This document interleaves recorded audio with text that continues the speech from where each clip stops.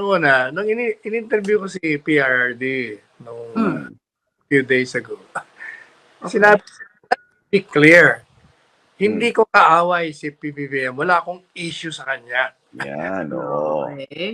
Yun. Tsaka, hindi ba mulat sa pool, sinabi niya na, noong pa I think ko pa, sinabi niya na he wants to talk with PBBM. At sinagot nga ng Malacanang, hindi ba? Sabi ng Malacanang, immediately, we're open to it. Sabi ng may ganun. natatawagan namin kayo, pero hindi naman tumawag. Wala rin.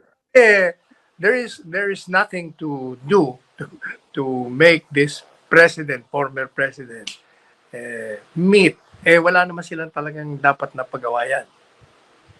Oh, but why then would he call him bangag? Yung mga ganyan. Aba, Kung wala naman siyang problema kay PBBM. siguro, kaya niya sinabi yon, gaya ng sinabi ko na, mga nagtanong sa akin. That's a fatherly concern. Ayaw niya yung nangyari sa kanyang ama sa presidente natin ngayon.